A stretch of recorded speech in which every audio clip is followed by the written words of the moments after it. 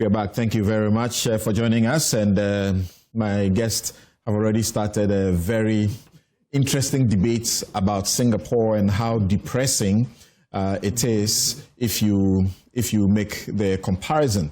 And a colleague lawyer sent me a message. He says the irony is that Singapore happily copied our own J.H. Mensah's drafted 7-year development plan, and they have no shame in admitting it. That's why, as a measure of gratitude, they made entry to Singapore visa-free for holders of Ghanaian passports. You fall into a depression if you read Lee's From Third World to First World. I think every Ghanaian politician should read that and imbibe everything that is in it. And in fact, if you read from Third World to First World, his observations and where Ghana will end up after his visit, my friends say, were spot on. Okay, so let's get to deal with some other matter, why we are here this morning. But of course, our president is in Singapore and seeking to get some help for this country. My guests are here. Hassan Tampuli is MP Gushong and Deputy Ranking Member, Constitutional and Legal Affairs Committee of Parliament. Tanko Rashid Computer is Deputy National Director of Elections and IT, National Democratic Congress. Dr. Justice Yangson, lawyer and former General Secretary, Ghana Medical Association. Suleiman Ibrahima is Executive Director of the Media Foundation for West Africa. And Professor Smart Sapon, Director, Research and Innovation, Kumasi Technical University. They will be helping us to have this discussion. And I want to start on the note of gratitude to my friend and brother, Philip Osei-Bonsu, Obi, for holding the fort in my absence last week. So let's take a listen or watch these few clips and come back to the studio. And I began by asking a question. You can send us messages on it, that this state, the Republic of Ghana, has deployed as many as 5,500 police officers. Begin to think about what that costs the country to go to police one small by-election where you may not even get 50% turnout. Be right back. Deployed 5,500 police personnel for this by-election. All the personnel have gone round to familiarize themselves with their polling stations and the electoral areas where they will be performing their duties. As part of this engagement, the police personnel will get themselves involved in community engagement. The police has announced the deployment of what we call the Black Maria. The Black Maria is a specialized purpose vehicle that we are going to use to accommodate miscreants who intend to create any mayhem or cause confusion during the elections. So when you see the Black Maria around, don't be afraid, provided you are not going to cause any confusion or cause any violence during this electoral process. The New Patriotic Party has very reliable information and intelligence that the NDC intends to hide behind the guise of national security to terrorize some residents and voters in Akwatia and during the by-election. It is instructive to note that the police administration has indicated their deployment of 5,000 service men for the Akwatia by-election, despite the IGP's unequivocal assurance that the Ghana Police Service does not need any military support to maintain law and order. The famous Richard Jakba, my namesake, who has been appointed as the Director of Operation at the National Security, has been seen perambulating the Akwatia constituency with soldiers and reportedly threatening some indigents and residents to leave town before the by-election in their own interest. Right. So, Hassan, we just caught you, and the cameras caught you laughing at what Richard Ahiagba has been saying. In fact, he says that if they see any military officer, any person in military uniform at the by-election, they will deal with that person, treat that person some way, because there's no supposed to be military people there. What's happening? I'm trying to understand what's going on.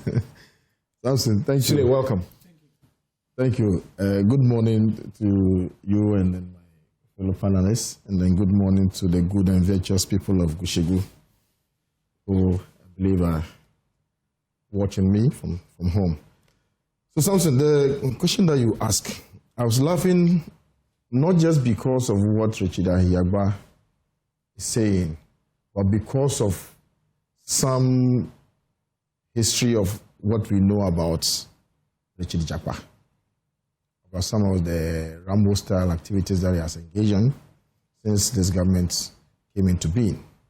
And so when I hear some of these stories, I'm like, okay, the more things change, the more they remain the same.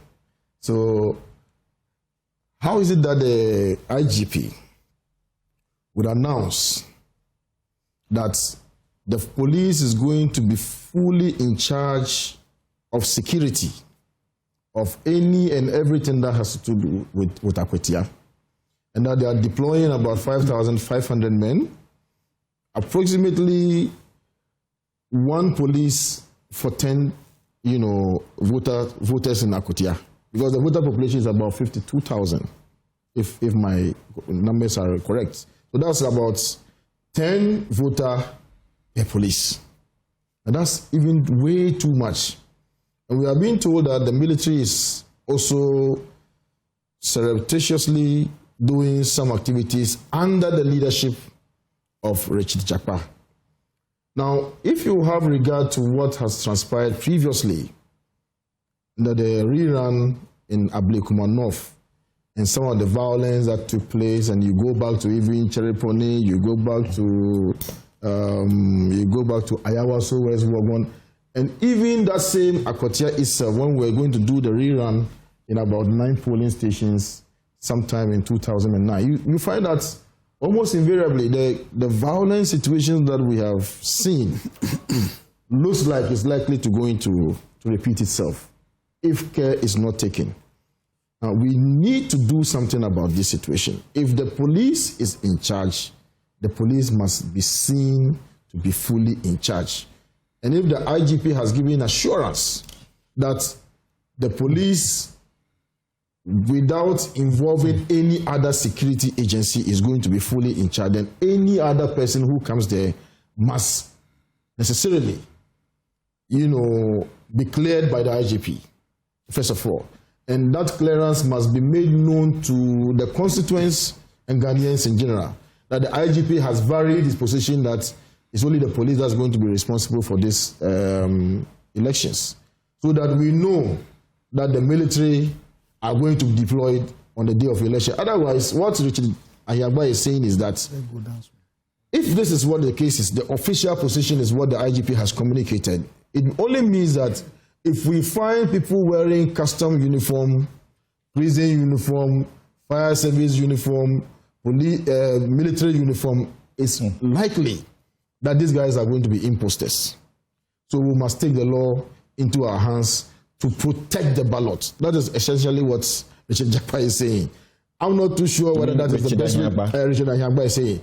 I'm not too sure that is the best situation, but he said that when you've been bitten by a snake before, anything that you find, that is clearly looking like a snake would put you, on clear inquiry to be alert that, look, what has happened to you before is likely to happen to you again. So I think that having regard to meetings that have been held between the Electoral Commission, the police, more or less IPAC, and the parties, we have to stick to the ground rules, stick to the roadmap, and ensure that this election will be clearly different from what we have taken Ghanaians through in the past, couple of years. Since the by-elections that we have taken. Since you have endorsed what Richard Anyagba said. No, I've not endorsed what Richard Anyagba is saying. I'm saying that we need clarity now.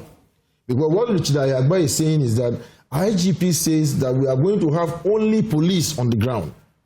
Now, if we are going to have only police on the ground, what is the military doing? Okay, you're repeating something you said. He did not only make a statement. He said that the NPP has its intel. And the intel is that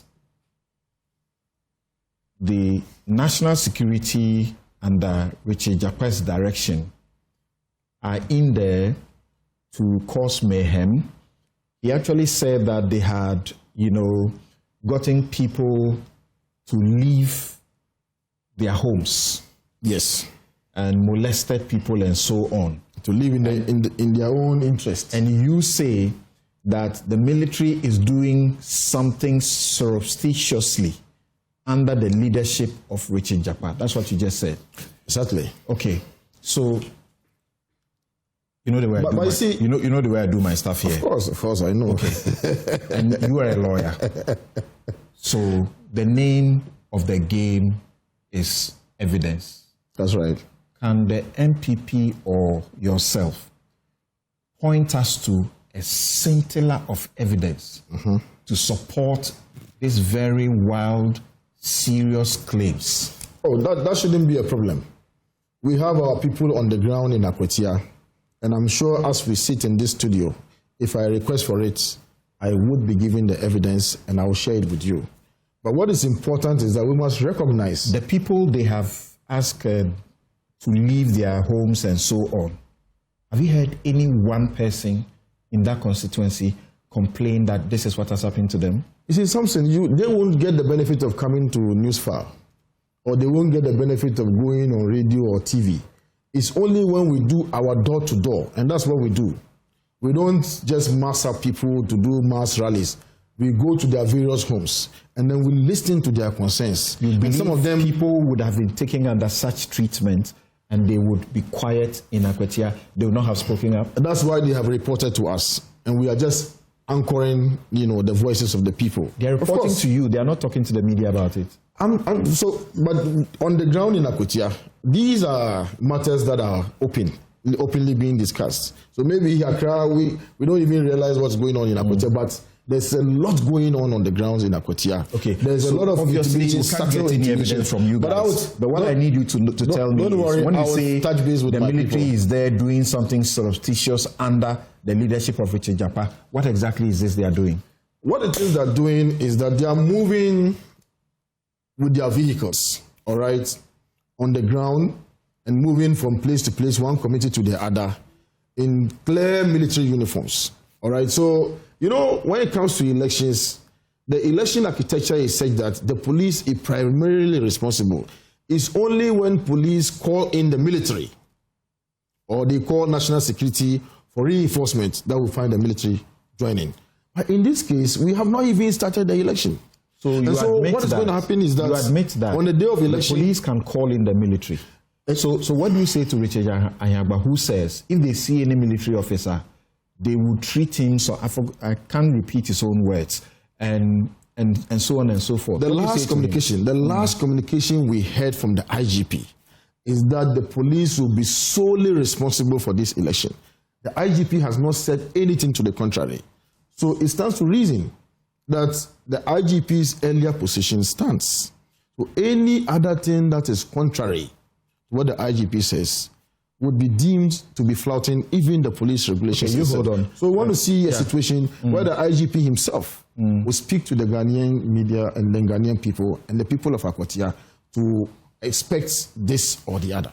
Okay, so Rashid Tanko, what will you say about this? And sometimes things like this are difficult for journalists like myself because it's difficult to be repeating things that are said, that are serious, and there's no evidence to it. And you would have realized when I got into this issue with Reverend Tim Fojo, that issue has died. He's not brought his evidence up, right? Just a couple of weeks ago, is it Asefwa also lied, and the media still had to project the lie, even when they knew the fact. But tell me, what is it that you guys are doing in Akwatia? Very well. Samson, let me say good morning. Tell you what you are doing. Good morning to you and my colleague panelists here. And good morning to my good people, Bimbila and constituency. I wish them well. This is Damba Festival. I'll invite you, Samson, to come and join us in Bimbila to dance the Damba. You see, NPP, I don't understand them, and Ghanaians will not understand them. I'm not surprised they've gotten massive defeats in 2024. We all met the IGP. In fact, I was part of the team that met the IGP on Tuesday. We met the Election Security Task Force. Samson, when we talk of National Election Security Task Force, it is not only the police. It comprises the military, immigration service, fire service, customs, as well as national security is also involved. Then the Electoral Commission. This is a composition of the National Election Security Task Force. But the lead body is the police. They normally take the lead. If there's a need for the other agencies to come and support them, then they will invite them to come in. So when you are talking of National Election Security Task Force, you shouldn't zero it to only police. That is a mistake. That is why the problem I'm having with the NPP. They've ruled this country for 8 years, and they knew all along this setup. Now, when we met them, and interestingly enough, the leader of the NPP team at that meeting was the former Interior Minister. And they even have a senior police officer who just retired joining them, Ofori. I'm sure you know of it. And we had a very beautiful discussion over there. The police gave us their roadmap, their deployment plan, their strategy and everything. And they raised some issues. The NPP raised, and they said they don't trust the police. We're all shocked because saying at that meeting that you don't trust the police, a police that you just left with us 8 months ago, of which the deputy IGP then has been elevated to be the IGP. No new person has taken over. The same commanders are still there and all that. And you say you don't trust them. Well, now that's their cup of tea. Now, after all this deliberation and the raised issue about Ablekumanov, then the IGP indicated that the reason why we are sending these 5,000 is for your own interest, to make sure that we protect life and property and allow peaceful process to go through. Now, we pledge our support to the police and told them that, yes, fair enough. For us, we are noted for always supporting you to deliver a peaceful election. We did it at Kumeu. We did it at Sinov. At that time, we didn't deploy our own internal security. We didn't bring in boys to come and say they are coming to protect them because we don't trust the police. We had issues with the EC, and of which we have not changed our position. So we said, fine, no problem. So we went in. And interestingly enough, Council, I mentioned something to my colleagues MPP, that the problem we have with the MPP when it comes to election management is that they don't train their people. There are functionaries who are supposed to man the polling stations. They don't train them. So when they come on election day, they ask ignorance questions. That raise tensions at the polling stations. That's an unfair comment. No, we said it was. Both of you engage in very rigorous training for your election officials. I'll give you reasons. I'll give you reasons why. You know Ablekumanov, on the day, that polling station, I was interviewed by your people on that fateful day when the issue of my sister Hawa Kumsun came up. You know what triggered the problem? She came at the polling station and was asking them, why is it that NPP has only one polling agent here? That it was a plan to rig the election. She didn't even know that it's a parliamentary election. You can't deploy 2 party agents for parliamentary elections, one. If it is parliamentary and presidential, you deploy 2, one for presidential, one parliamentary. So ostensibly, she didn't know this. And she was not even accredited to be at that polling station. She didn't have any accreditation. And she had offensive weapon in her bag, pepper spray. So she had premeditated, the lawyers will even say, of what she was coming to do there. So that was an issue that triggered all this problem. Because people were trying to answer. So I would say, no, this time around, yes, we know they have fine experts of election management among them, MPP. I know them very well. We've dealt with each other, and I know their knowledge in terms of elections and all that. But people that they are going to deploy to be their observers and party agents, they should make time to train them well. That's what we invested in doing. Now, on Wednesday, I am the lead. In fact, I'm the officer in charge of operational and I think you should not be repeating that comment because it's unfair. Yes. And you have demonstrated that it's unfair. Yes. Because you are talking about how Yakubu, who comes in and who is not a party election official. Of course. And the party election official trained to be there was there. So even if that is the case, don't use that situation to generalize to say that they don't train their party officials well. Now, I'll give you reasons why I'm saying this. Let's move on to this. Let's move on to Akwatia. So the Akwatia... We have seen footages where you see, they say it is coming from Akwatia, where you see Richard Japa, obviously, with national security on the grounds. I'll explain that to you. That's why I was coming to. I said on Wednesday morning, we had DIPAC meeting in Akwatia from the operation officer of the elections management in the Akwatia. Because of your program that I came down. When we met, we told them we were going to train our party agents on that day. So we zoned the constituency into 4. And we're using the churches and classrooms to do the training. Then by evening time, a press conference was held by Richard Ahiaba, indicating that NDC was training tax. In the press conference, they stated that we're training tax to put on a military dress and other uniform to cause mayhem and other things. So, where from this? The training, I even put it on my timeline. 2 pictures, we were holding pink sheets, and we're going through the nuances of elections and all that, so that they will understand the processes very well on Tuesday. Then you go and say we're training tax. So when they do things like this, they're hyping the tension unnecessarily. Or certainly the police or everybody, it's public places. So Richard Ahiaba didn't get his information right by saying that the NDC was training tax. We were training our party agents, of which we made it very clear that we will make sure that we invest in training our party agents, our officials who are going to man, because they easily told us the number of accreditation they are going to give us, and then know that if you don't have the accreditation, now to the presence of then Japa. The issue of Japa came in, and we said, this one is national security matter. Richard Japa is a director of operation in charge of special duties at the National Security Secretariat. That is his work. We don't speak for them. But interestingly enough, they had rep at the meeting. And that they also have another operation in the constituency because there's Galamsey ongoing in that constituency. And the military had been there long since before even the death of the MP, fighting the Galamsey. So they have a different operation altogether that they are doing in the constituency. Even when I went there and we met them, we saw that there was 2 dirty, essentially coming from the forest. That shows that they are just there for different operations, not for the election. And the IGP told us, yes, he has not invited any military for now. So for now, we don't have any military presence. If you see military there, then they might be doing different things, like what they are saying. Japa does operations, special duties. And so his special duties has nothing to do with our elections.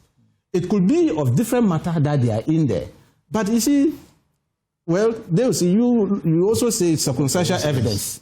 Lawyers, that's why you say. What a coincidence. So, well, that's why you say the coincidence. They have been there, they are doing it for, they started doing this long since.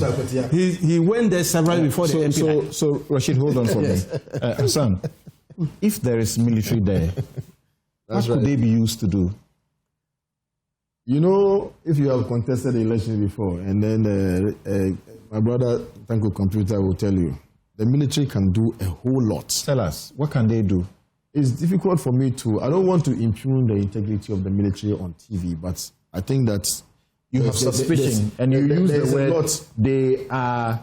Military is doing something surreptitiously under the leadership of exactly Japan. what they were doing, but a lot goes on. Like what? A lot goes on in terms of intimidation. All right. So they will come at the polling station and say, "Don't go and vote. You don't vote. We'll take the ballot box away." What would they do? By the balance of the force, the security forces, the military, with greater respect to the other security services, is seen to be in a very elevated position. They are better trained, as far as Ghanaians know, and they are in a position to intimidate you with even just one look. So sometimes, even with the military presence, some people will not even come out to vote. I'm telling you for a fact. especially in the rural area. There are some people, when they see the military, they won't come out.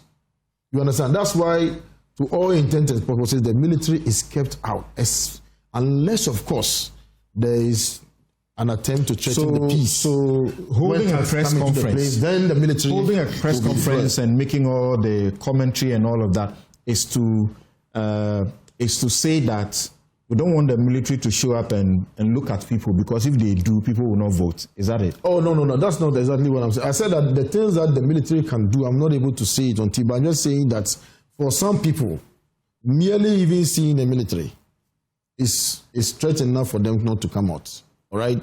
Of course, beyond seeing the military, they would have been told that, look, if you come, you know, what's his name? Complete that statement. Mustafa Bandi. They would have been told that what? Mustafa Bandi, for instance, what did he say? No, complete he said statement. That. Oh no, I'm just listening with what Mustafa Bandi said. He said that they are going to make sure that some people will be arrested if they come to the place. In fact, I mean, why would you say such a thing, that they are waiting to arrest some people, and when they show up in Akwatia, they will be arrested? You didn't complete that statement. You said the military would be told that they should do what? No. The military, like I said, their presence is enough. What the people will be told behind the scenes will be reinforced by the presence of the military. Okay. So you'll be told something, and the minute you see the military, you know that, oh, what we have been told is likely to manifest. I see. You run into your rooms. I see. Okay. So I wanted to help my brother here. He raised the issue of the arrest Mustafa Bandi. That matter was raised during the Election Security Task Force by the Honorable former Minister of Interior. That was on Wednesday. On Wednesday. He asked the IGP whether he has a list of names that he's going to arrest at Akwatia. Should they appear? And then we raised objection there. We said no. That platform was not for that issue. Because Mustafa didn't say the police will arrest former appointees when they appear there. He said the state will arrest. And the police is not the only body mandated to arrest. I'm sure you know this. Will arrest who? Former appointees who are being looked for. That other agencies are looking for them to come and answer certain charges. Some of them are declared fugitive. They are out of the jurisdiction. Can you imagine? That if they appear in Akwatia, the state will look for them and arrest them there. And so the IGP agreed and said, yes, for him, he doesn't have any list to arrest. But if other agencies are also looking for people to arrest, and they come in there, they cannot stop them from carrying out their... Okay. Now, hold on. I'll return to you guys, but let me come to Sule and Dr. Yankson. And Sule, I'll begin on this note. Your namesake, Sulemana Isifu, says, if we need to militarize our elections this way in order to make them peaceful, then we are nowhere being a democratic country. To be brutally honest, we are only basking in ancient platitudes with no real evidence to show for our progress. This is evident when one compares Ghana with its peers like Singapore and Malaysia. We have electoralized our democracy, meaning we have reduced democracy to just elections. And even with that, we need massive security to make them a success. For starters, by-elections are too costly and must be cancelled. Parties should be allowed to fill in candidates. But the first part of it, that we need as many as 5,500 police officers for this by-election. What does it make you feel as a Ghanaian? Well, I think that for me, first of all, it's an indication of the deterioration of our democratic standards. And going forward, the prospects of viability of our democracy going forward. I think we've always made the point that, at least for once, under the Fourth Republican Constitution, we have had stability for the last more than 3 decades. And we would want to see our democracy growing. But unfortunately, it appears to me that, to many Ghanaians, of course, that we are retrogressing rather than progressing. I think it is rather really shocking.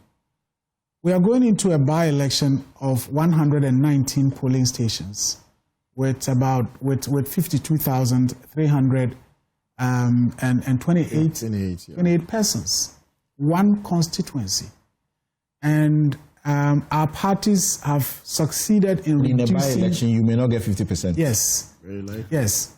You know, our two main parties have succeeded in reducing this to be seen as if we are going for a battle, and it's about who is going to win the battle. I think the mistrust is just too much, and I don't know what the source is. I believe that Honorable Tampoli and my friend Rashid here perhaps know, but someone like me not being in politics is difficult for me to understand. Because if for nothing at all, I think somebody here made a point, and I think it was Rashid, that in terms of the police being the lead security agency when it comes to elections management, we have a situation where ahead of the 2024 elections, the government then appointed the current IGP, then COP Yohonu, as Deputy Inspector General of Police.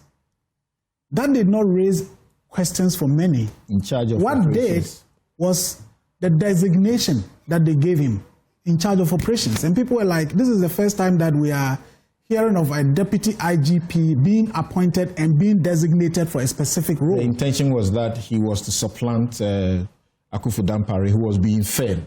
Exactly. And was not malleable. Exactly. That I believe. That I believe was a perception, and it was not only the intention as we were told. It was not only a perception. Right. In fact, it was one of the very critical issues that was raised in the ECOWAS election pre-election mission that visited Ghana. In their report, if you read it, they said there is so much concern about the appointment of a deputy IGP in charge of operations. And many people, many Ghanaians interpret that to mean the government wants to sort of override the functions of the IGP because they think he's too firm and all of that. You can read. And that again was being attributed to the Asin by-election. That was actually before. Just camped out of. That was actually before. Yes, before Asin North. There was something that triggered it. When the international pre-election mission visited, the conclusion they had was that the IGP was very firm, was quite independent, and the ruling government was not happy with that. That is the conclusion they drew. Whether that was true or not, no one knows. You remember somebody even went to court about the designation of IGP Yohonu, then Deputy IG Yohonu, and whether legally he could have been designated as Deputy IG in charge of operations. And others even raised the questions, are we going to now have Deputy IG operations, Deputy IG administration, Deputy IG this, and so on and so forth. So if he was trusted that much and could be assigned that role about 6 months into elections, and today that person is at the helm of affairs, why should there be some mistrust about what he promises that we are going to deliver the election under a peaceful atmosphere? I think it is about the politicians and perhaps what their real intentions are that maybe we have to explore to know. Otherwise, I believe that if the MPP had won the elections, and even if Dampare was still the IGP, sure, a lot of the things that Honorable Tampoli is saying here would have been said by my colleague here, Mr. Rashid. He's been saying that already. Because it's like when you are in opposition, you don't trust any state institution. It is the same police administration. How would you like the media, because you are a media trainer in the country and beyond the country, how would you like the media to report such press conferences where a party comes out to say, we know of ABC, and they won't give any evidence to it. They won't show you any small thing that points to giving credence to what they are trying to say.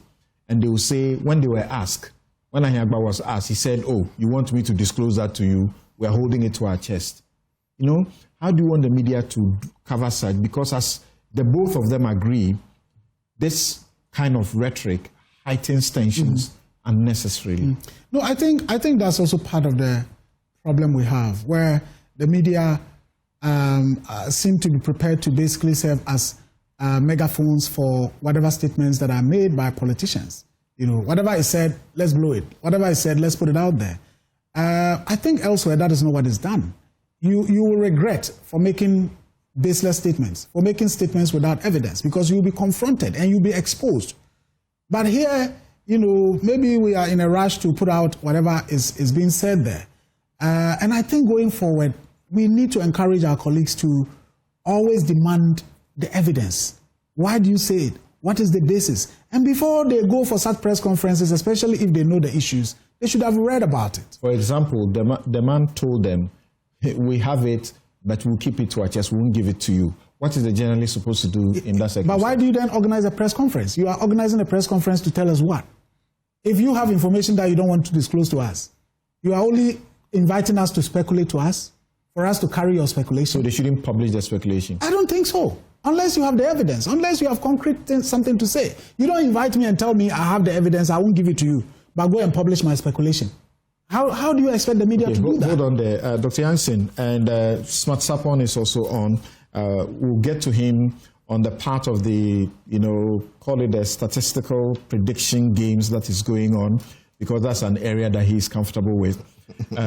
So, again, comments like, when we see a military officer, we will deal with that person, because the IGP says it is police that's going to do it. I don't know how you take them. Well, I think, let me just start with where Sule ended. I think ultimately the media should also take a certain position. That look, the integrity of this country, the overall peace and all of it depends on us. And we know what radio, television, media generally has done in terms of its contribution to some negative bits in other countries. So when the stakes are high, the tensions are high, I think it would just be fair that the media personnel are able to filter the chaff from the real substance and distill and ensure that we are not fed with unsubstantiated allegations, things that are clearly not to be, in quote, echoed loudly for others to hear, to stir up emotions and all of it. And I think the media should also do that self-introspection and begin to take certain hardline, stance against some of these unsubstantiated and biased things that generally don't bring cohesion. I think we need to do that. And the GJA, I'm sure, is in a very right position to engage members.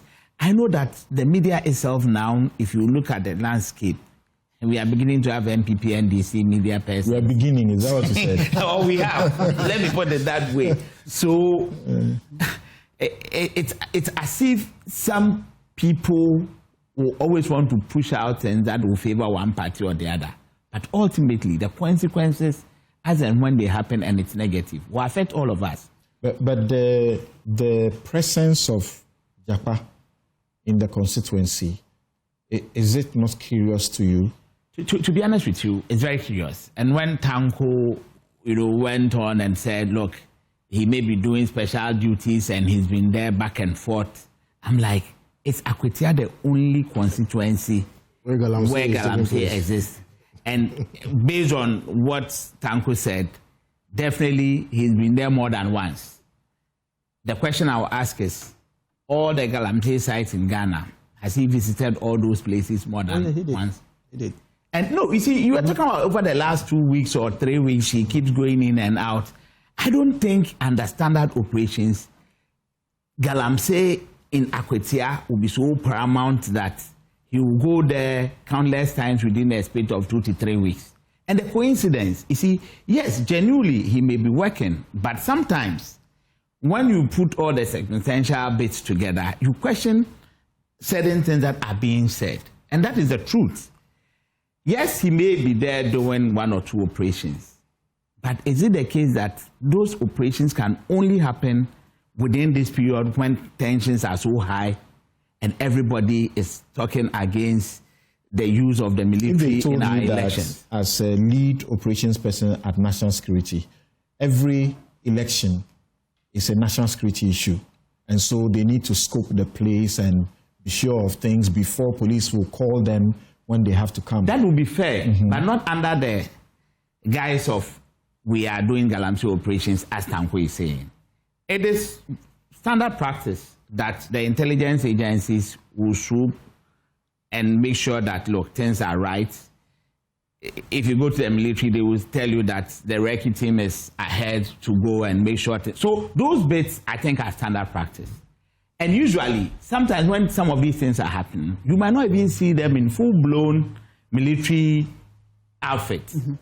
One or two could be, in their uniforms, but most of them might even be undercover to make sure that they are getting the right information and all of it. But not the obvious ones where you can see that there's a certain show of force.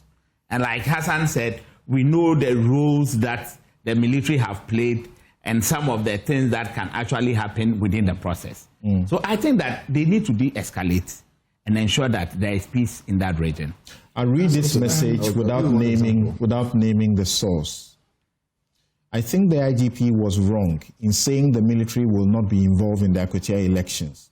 What he should have said, in reality, is that the military will be on standby, deployed close to Akwatia so that in case there is violence, which involves firearms, then the military will be invited by the police to intervene.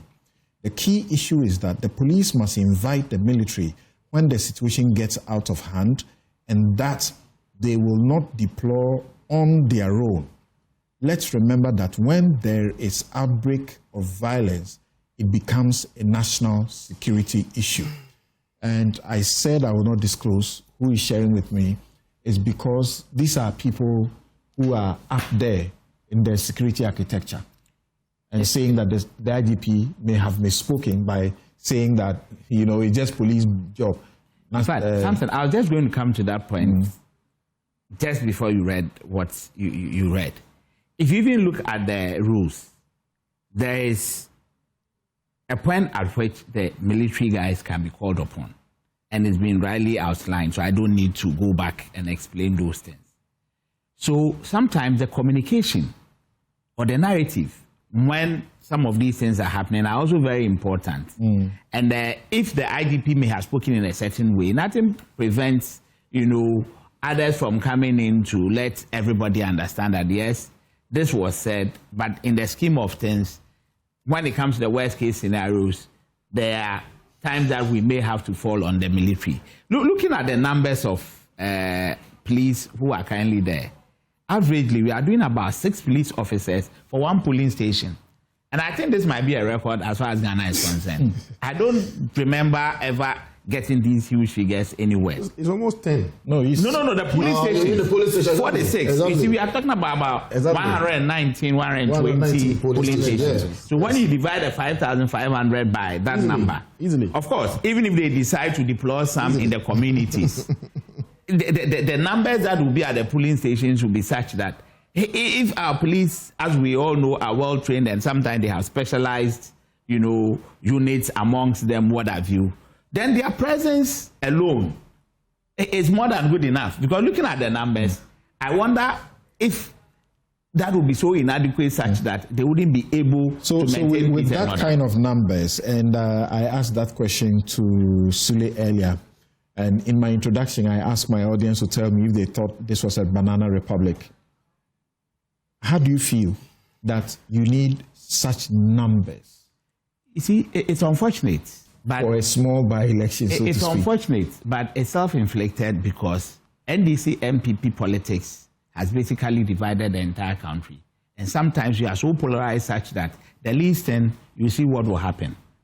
So maybe the IGP and his team have gathered enough intelligence on the ground, and per their operational manuals and what they know best, they think that this is the best way to prevent any unforeseen, or unwanted chaos out there. Yeah, so my question is that situation that they feel that they need these numbers. What's the commentary about it, about your country? No, that's exactly what I'm coming to. That it tells us that, look, as a people, we've lost our way. We've gotten it all wrong because one by-election, the stakes are not even that so high, except that NDC may get an absolute 2/3. We have it already. They already have 2/3. So what is it? What is it? What is it that makes it so crucial that we need to marshal all these personnel? Look at the resources we are spending and what have you. When we get to the other side, you see how hospitals and schools and all of it are suffering. So we've lost our way, and the narrative out there is not the best for us. Let's accept the fact that, look, we need to de-escalate and make sure. Do you recall how many polling stations were at stake at Ablikmanov recently? And you see what the parties did? Yeah. They turned the place to a war zone, bloodshed. Thankfully, how many of them? 8 of the people or so, how many of them have been convicted, and they've been what? On the wrist. Slap on the wrist for 6,000 cedis. 6,000 cedis. So what you have to do is to make sure that you go and cause maximum damage, maximum harm, inflict violence on people, and then you come and pay 6,000. So you guys do something that you put aside. So you guys, and you are my very good friend. You see your problem when MPP tax descended on a court, on a judge. Do you remember how much they were made to pay? When we said it was a slap on the wrist, you guys said, hell no, we can't be saying that. Why do you say that to this situation? Samson, did we reset to go back to what was happening before, or we reset to set better examples? I mean, really, if I have to do some of these things and I know that I can just put 10,000 aside, knowing very well that I can inflict maximum harm on anybody, and then I'll go and pay 10,000 cedis, then where's the deterrence? So if it hadn't happened before, we are now justifying why it should happen, so that maybe next time it happens again, we'll justify and say, oh, some people attack the court. Something, let's make progress. No, in fact, let me just make this quick point. When I mention something about... Let me go to Professor Smart Sapon. Prof, in Asin North, as I understand, we deployed 7,000 police personnel, right? I don't know how else to ask the question, because it's you can see my bias already that this is very terrible. I don't feel safe in such a country. I don't know what you think. Right. Samson, a very good morning to your good self, to the team in studio, and then to our cherished listeners and viewers. You are right, but I agree with the just ended speaker that it is self-inflicted. Ablikmanov with just 6 polling stations, and you see how some tax overpowered the police available. What it meant was that if there was going to be an expanded election like we have at Akwatia, the police would have to, with the lessons learned from Ablikuma, just 6 polling stations, the police would have to quadruple, or if you like, move the entire police service there.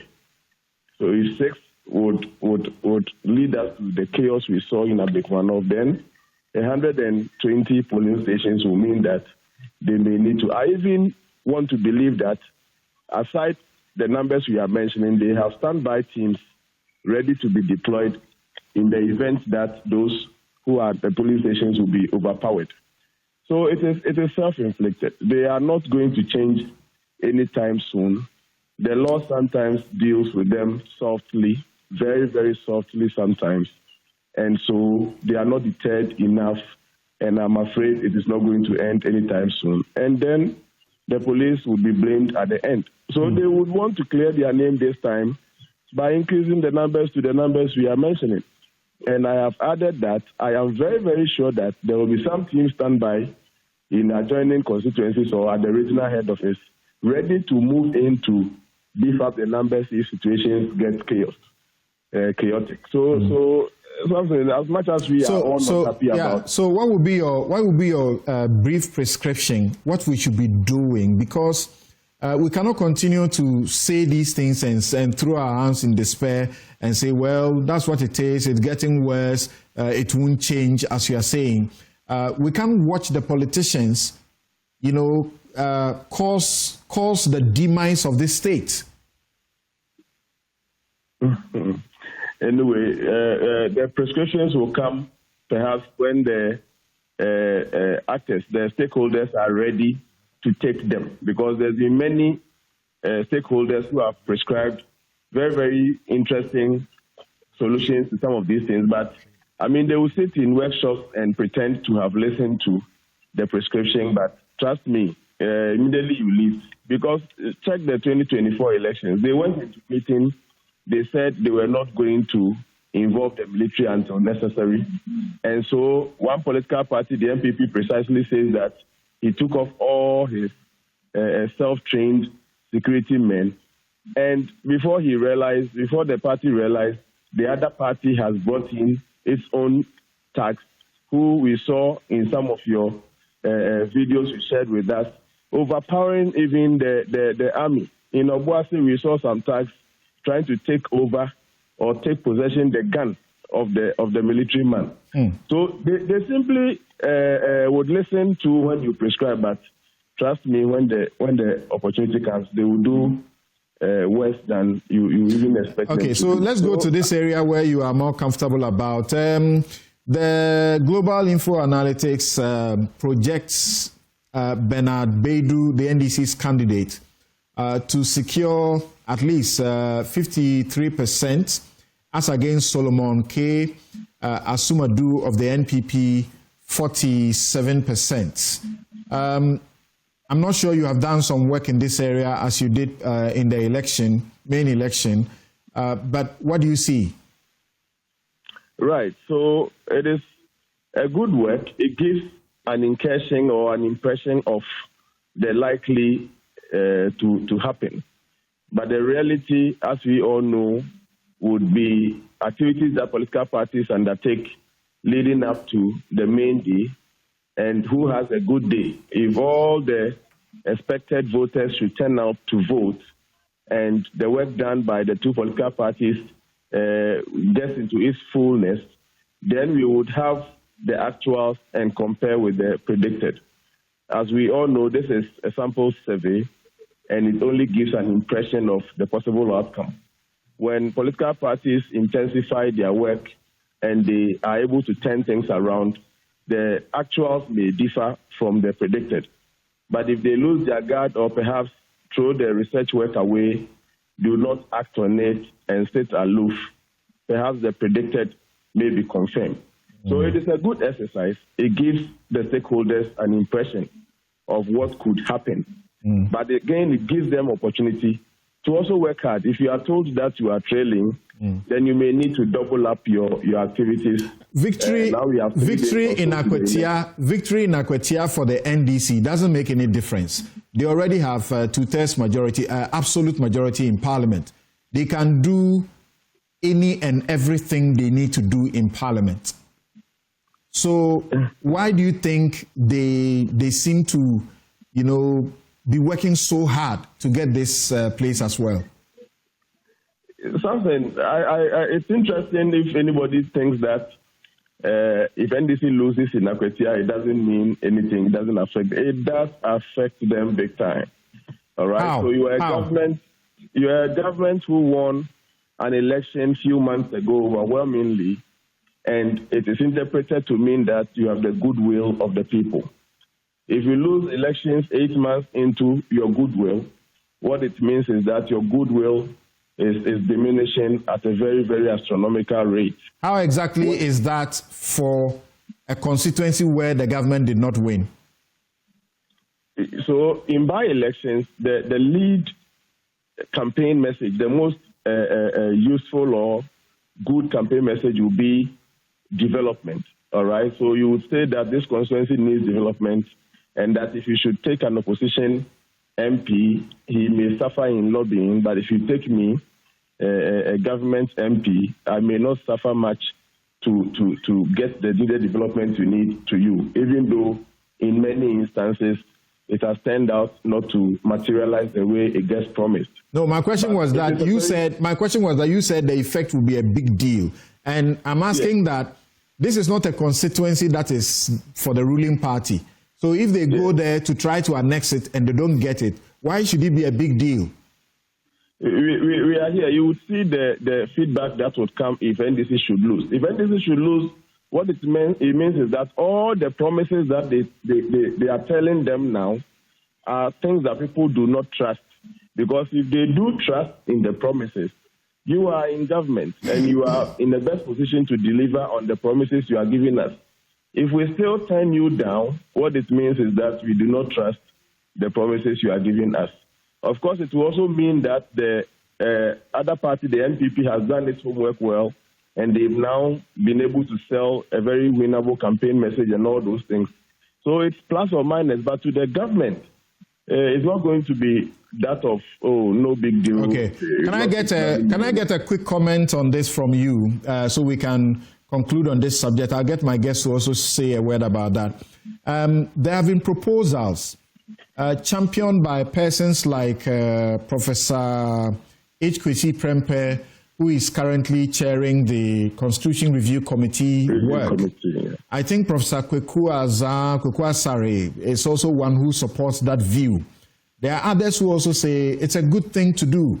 Do you support this proposition or not? That when there is a situation like death or something like this for an MP, the party that holds the seat should simply be allowed to nominate a person to replace their MP rather than go through an election. Something 200%. 200%. I mean, if it's 200% in support, okay. In support, yes, in support. It fits into our traditional system where we have some special respect for the dead. And you see what NPP have done in Tamale North.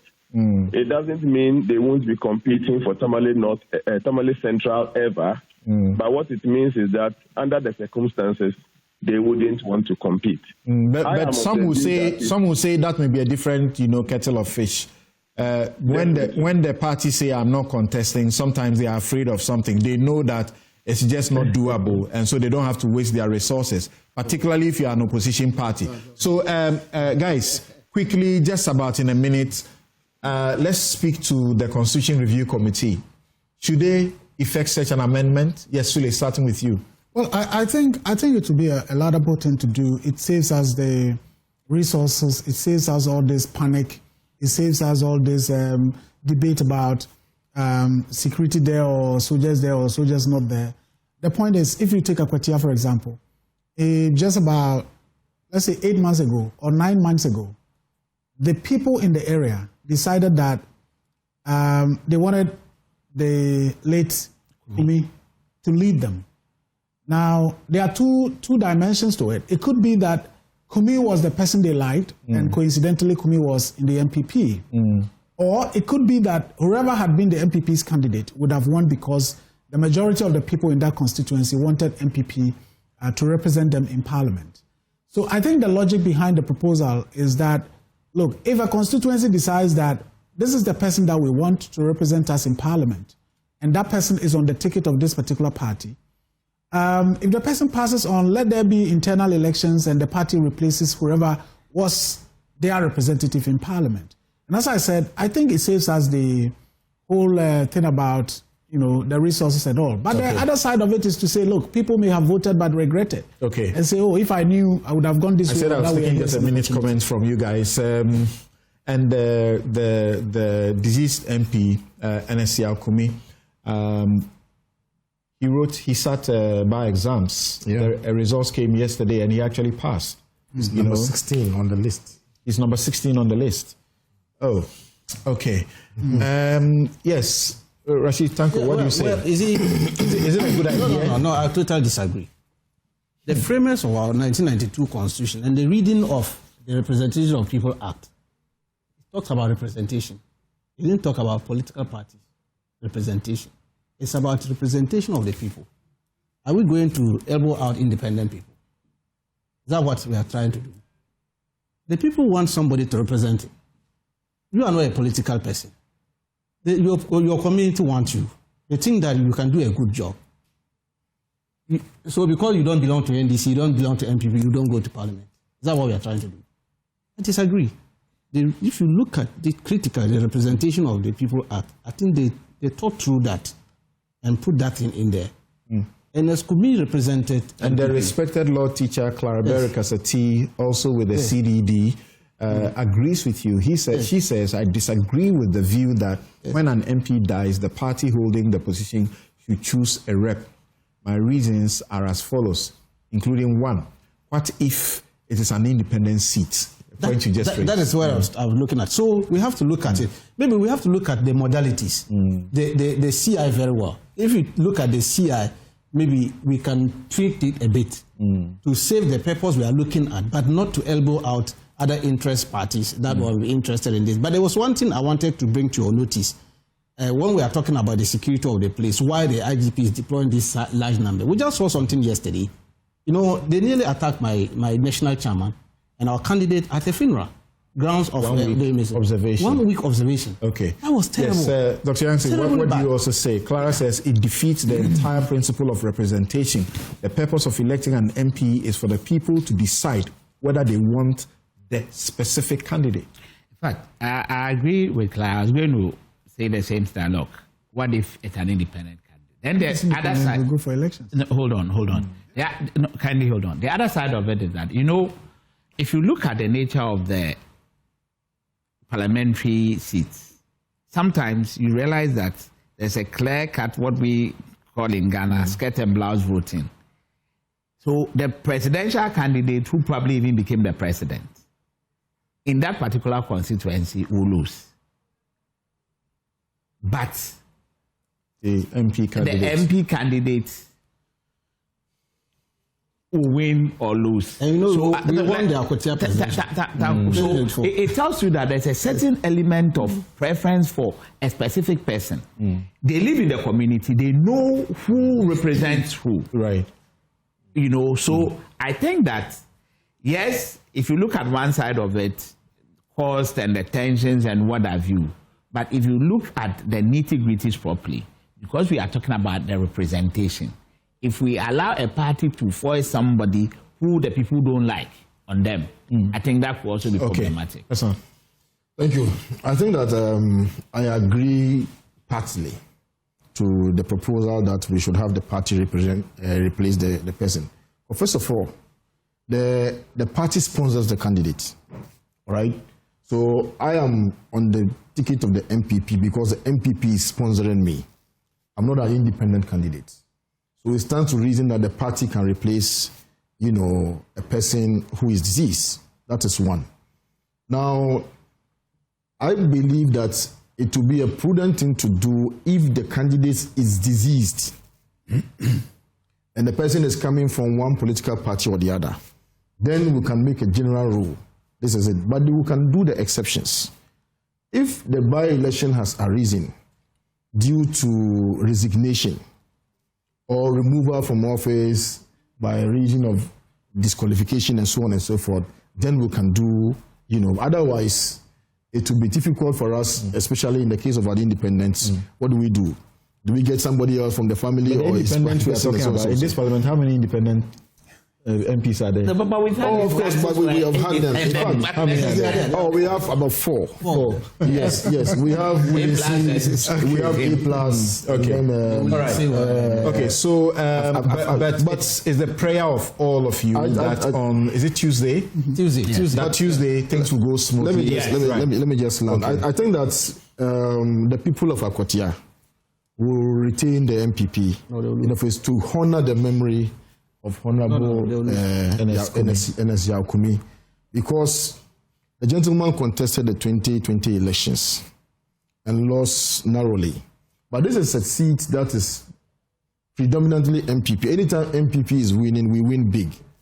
NDC won it 92, 96, slim margin, but the real time was 2008. They won with 617 votes. Baba Jamal. 2012, he won with 294 votes.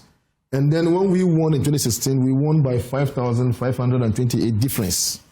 Again, we won again in 2024 with the difference of 2,063 votes. You see, when MPP is winning, we win big. The areas that the times that the MPP lost, those times you find that there were internal problems, especially 20 for instance, Amase's issue, for instance. It is predominantly MPP, and the MPP will retain this seat. Okay, we'll take a break here. What's your disagreement about the 2,000 difference? You lose. Dr. Tanko, you call me at 6. What's your disagreement with the 2,000 difference he's talking about? Because, you know, that was the basis upon which we filed the election petition at the which has been pending. Yes, which has been pending. No, it's not pending. No. But it only got moved when he died. Well, we're still going to exhibit pink sheets where they rigged the election of about 27 polling stations that accounted to the 2,000 votes they are talking about. They didn't have it. Yeah. And this they don't have the luxury. But you have a difficult job, right? What about that? It's difficult for you. No, now we are leading by 53%. No. According to the polls is giving us an indication that we are ahead. In terms of what 2 weeks ago, somebody was ahead. All right, so we'll take a break here. We'll be right back to ask questions about the MPP flag bearer race. We'll ask questions about that one too. Another area that if you are a Ghanaian who pays attention, you will be demoralized by the money that is invested. They are just going for primaries, internal parties. And have you heard what one of the candidates has said? That he paid each delegate $1,200 or $500 for the previous elections. Just delegates. Okay, we'll be right back. But the question I put in my introduction was that, do you really think that all the blame that is being heaped on Dr. Bawumia that he performed abysmally, is it really fair? Was the election a verdict on the Akufo-Addo regime's performance, or it was Dr. Bawumia? Is it possible that a different candidate would have fared worse than Dr. Bawumia did? We'll be right back.